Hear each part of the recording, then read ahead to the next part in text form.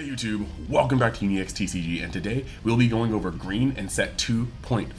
And we have a lot of announcements, so I'm going to get to them as fast as possible. One, as of today, we are full time, and while I'm still trying to get my move out of the way and then going to Gen Con, we're going to be pushing the envelope like we haven't in quite some time on this channel. So let's get this video over 100 likes. On top of that, on the Patreon, today we are going to be having my list for my Gohan deck and my testings and my results of that. And we're also still holding this giveaway for the top 64 Vegeta. It's already up. All you gotta do is comment on that post and we will keep that going. So join the Patreon for all sorts of exclusive content as well as giveaways. Past that, on the UniX DB channel, we'll be giving away 2 copies of Sparking Zero as long as we're monetized by October. So go over there for your favorite Legends, Dokkan, and Sparking Zero content to be. I will be pumping out content over there. So with that being said, let's hop into this video and talk about green in this format. So for a refresher, for those who are still kind of new to this 2.5 content, basically we are still not in set 3 yet. That still has another month and a couple days, month and a week I believe, before it drops. But we are in a point where the best deck of the game, format game, TopKu, has been smited, and now that's opening up the format for everything. So as per usual, we got to talk about how the format changed to put green in its position, and then we got to talk about green's place in said format. So first and foremost, when TopKu was there, what TopKu was doing was applying pressure every single turn of the game and then closing out with a double strike Ribrianne backed by Glimpse, and it was all you could do to survive as a green player. As a green player, until you hit turn or 6 energy, you really didn't have much you can say.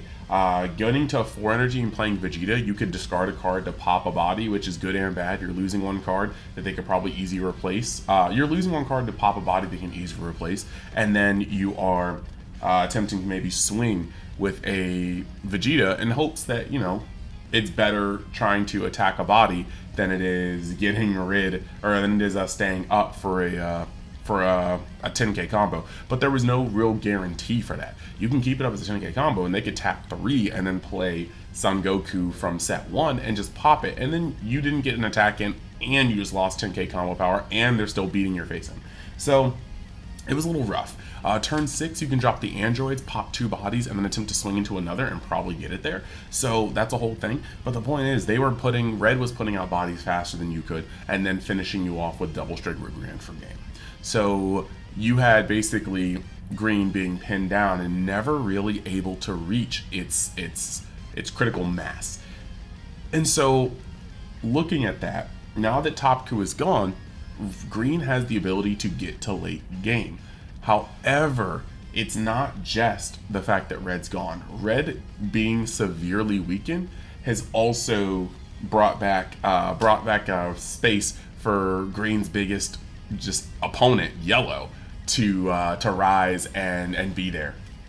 So now, while you can actually get to the late game against green mirrors, against blue decks, against red, you also are going to have to worry about yellow being able to thrive naturally.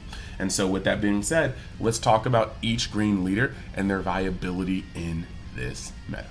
So we're going to start off with Broly from the starter deck. Everything has its pros and cons in this color, as of every color, but realistically, what you have to look at in terms of what you're doing is the defenses. All these green decks will eventually get to a point where they're at critical mass and it's very hard to compete with them, period, at their upper end. Only a few decks have the ability to hamper that top end, that being blue with Zeno and yellow with 6-drop Frieza and 3-drop Vegeta. But the part that you have to worry about is getting there. And so when it comes to Broly, his defenses are pretty much just top of the verse against yellow and against red, because once he flips, that extra 5k on his body is going to allow him to drop 10ks to go up to 35. It's going to be a lot of hard math for decks trying to rush you down in the early to mid game. However, his defenses falter against other green decks, because when the goal is to deal 1 damage to you, to drop you down to 2 life and then double strike you behind with the support of gigantic meteors and earth-shattering Kamehamehas, Broly can fall a little short in terms of what he's trying to do. And so Broly is definitely not a bad deck. I think that with many calls for this format, you're going to have to kind of get in there and see what you think you're going to be facing most at your locals, at your case tournament, at your regional, at your store championship, and kind of try to metagame from there.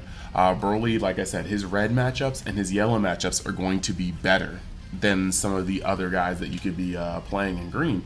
However, he will suffer in the green mirror, to my experience, simply due to him putting himself down another life, making it a little easier for your opponent to line up that magical shotgun shot for game.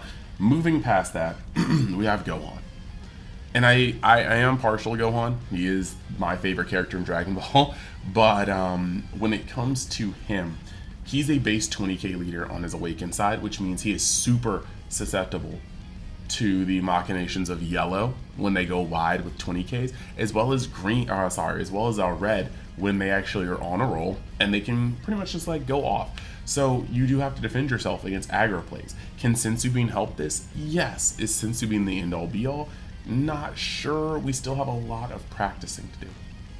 So when it comes to this, we are just kind of stuck in a position where the pros for Gohan is that once he is awakened, having 5-drop Goku on board is going to be a massive dub. The card is a lot stickier nowadays. Red doesn't have as much on-site compounding minusing to remove him off the field. Yellow just flat out can't really deal with him. Blue has to Absolute Lightning or Zeno, so be careful about that. But in the first couple turns, unless there is a Vegito on board combined with a Sickle, you really have the ability to keep this guy untapped and just play with him. Play with him out on the board. And then you really also have the green mirror, where they have to play a big bang attack, or they have to be getting into like their Cells and Broly's, or 7-drop SCRs, which I kind of think is a little bit of a trap this format, to remove him. So that's pretty much where we are at with Gohan.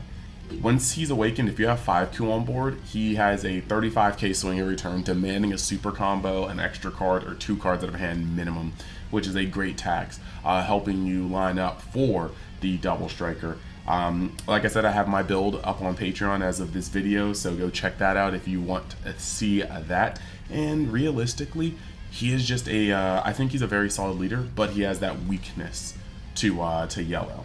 And so, yeah, that's pretty much where I stand on him. I love his amount of pressure. I love the fact that you're going to 35k every turn. I like that on the defense too, being able to drop a 5k to go up to 40 or a 10k to go up to 45 with his leader ability. You got to mind your deck size a little bit because you can actually bottom out, and that can be scary. But I do actually really like him, and the biggest threat to him actually being a meta contender is simply just yellow being in the format, but that's most of green already.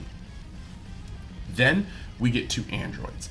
And androids have a lot going for them right now. The biggest part of it is being able to play on turn 4, instead of having a dead turn 3, playing Jiro's Lab, the ability to, on turn 4, be able to play androids, send 2 energy to the trash, and put 3 energy back untapped, and being able to just tap those 3 for Jiro's Lab is a huge swing, because you just went up 1, and you planted your ramp for the turn, meaning that your following turn, when you get to turn 5, you're going to be charging not to 5, but to 6, and then you're going to be able to shoot to 7 with the Dr. Jiro's Lab.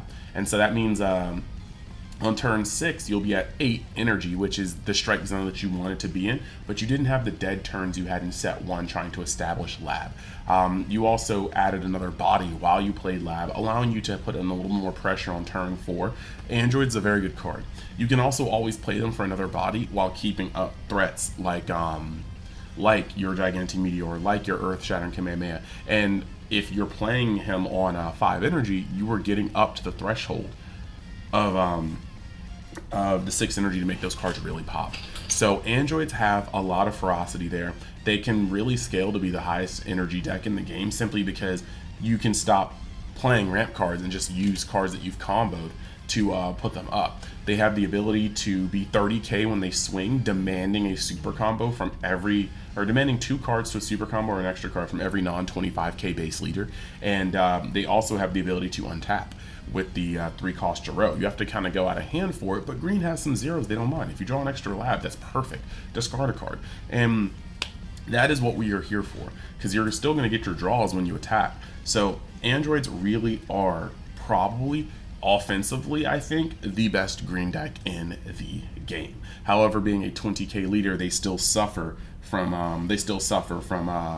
20k spam from yellow, and they can get caught lacking from green as well, or from red as well. It's just that I keep always mixing this up. It's just that red is going to have to fight for their board a little bit more because of what androids can do in the early couple turns between the Android 18 SR from set 1 and the Android 17 and 18 Rare from set 2. So just be mindful of that. And then we land on Cell. Cell, I think, has the most toxic late game in the game, because it, with Arena on board, can keep looping cells. Now granted, mind you, Android 17 can still play Cell faster than most decks, because if you play Cell on like 9 energy, you're gonna go down to 6. You're gonna use like, let's say you charge to 9 for the turn, right? Activate Dr. Zero's lab, you're at 10.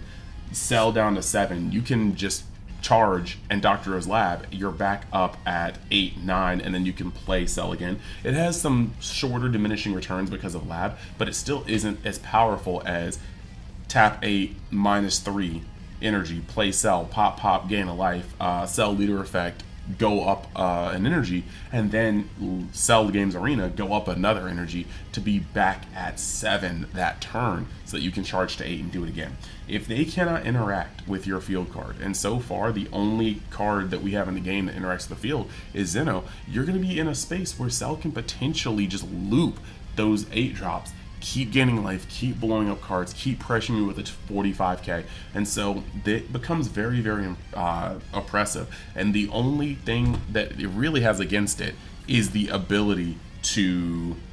Sorry, my cat hit my lamp, which is next to my mic. I'm sorry. When I move, I'll have my own office. The main thing that is going to hamper is, once again, 20k spam in yellow.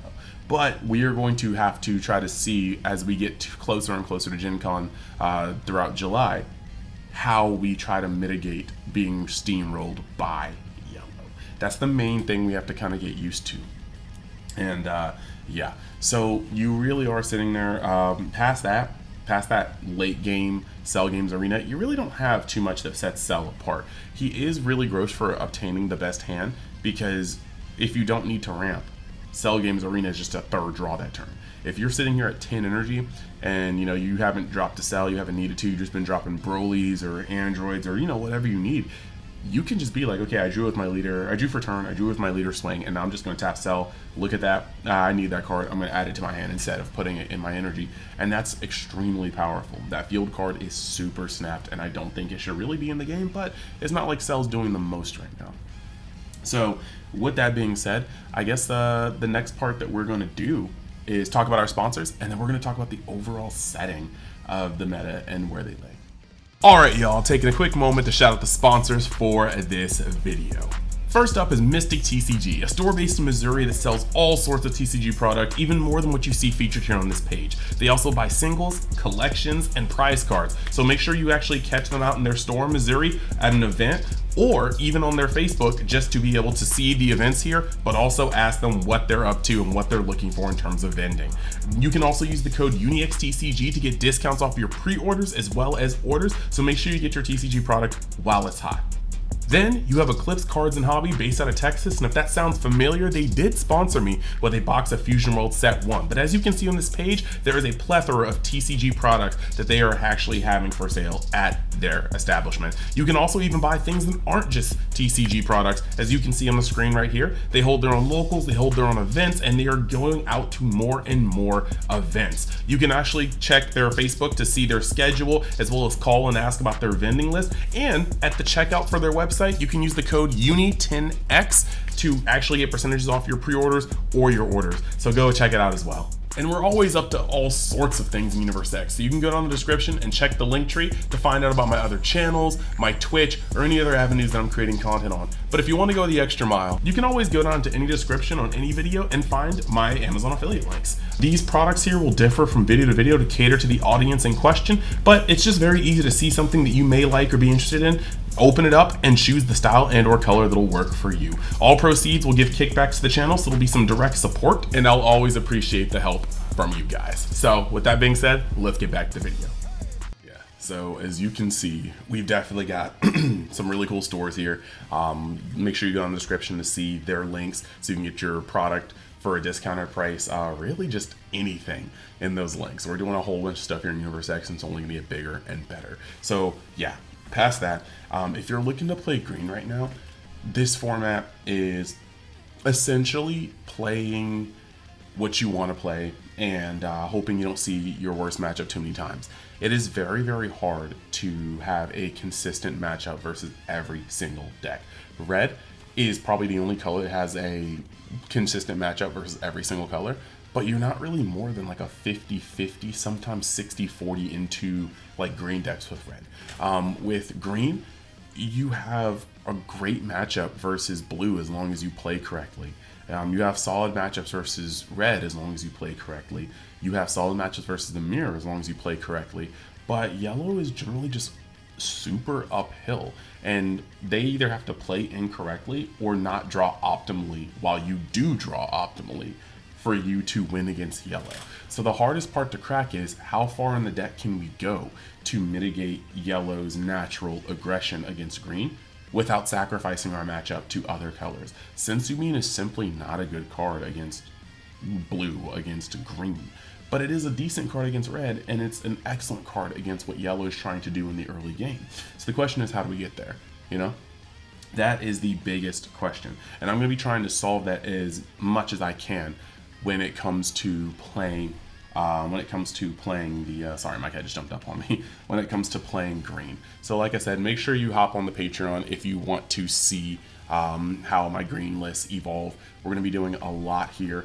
Going to be seeing if this is worth playing at Gen Con, but yeah, personally, if I have to give a rating, because that's always the case, I would put androids probably at the top because of just what they can do in general.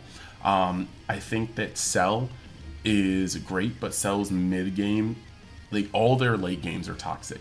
Cell has the most toxic late game, but that doesn't mean he's surviving to get there. Androids is the deck that puts on probably the most pressure in the mid game and has your opponent splitting their focus between face and board, whereas I think Gohan also has the ability to play quite a fun game. That's my favorite green deck at the moment, but I do just understand that androids are probably just like, not even probably, androids are likely the better pick. So I would say that if I had to put them in an order, I would right now go androids, Cell, Gohan, Broly. That's me personally. I do think that when it comes to their matchups versus yellow, though, I would put Gohan I'll put Broly at the top because of his 25k base body, but I would put Gohan after him. I don't know, probably androids and Gohan tied. Androids can probably fight the board better against yellow, but Gohan can literally play 3-drop Goku and remove Vegeta and then go into things like androids to clear up the board next turn if they don't have another Vegeta. So that becomes a bit of a thing, but it's the surviving. I played in a cup with an Ultimate Cup, Ultimate Battle Store Championship with Gohan, and I went 3-1 with my only loss being to Frieza. And yes, they did see Recoome into Ginyu back-to-back turns on curve, but it still would have only granted me maybe another turn or so, maybe 2, and that could have been enough, but we have to see. That's if land. So I want to definitely explore this a little bit more. There's a lot of possibilities we can do before Gen Con, but I'm trying to come back with 2 cereals. I'm gonna let you know right now. So with that being said, I hope you guys enjoyed the content. Make sure that you guys check out the links to see what's going on in UniX DB. Check out the Patreon if you want to. We've got, like I said, we've got the giveaways. I am doing the giveaway for the top 64 Vegeta, wherever he is on my desk. I just had him. And then, and then I'm also next month going to do a giveaway for the Frieza. And let's see, I'm still trying to get the Vegeta because I keep going 3-1 in all of my cups. But if I happen to get a second Vegeta, maybe that'll be August giveaway, you know? So we shall see. I hope you guys enjoyed the content. As I keep saying, like I said, let's get this up to 100 likes, and I will see you in the next video, which if you are skulking about the TCG space, maybe you'll check out my Illustrials video. I am opening up the Frostfall creator box, and that should be a blast. So thanks.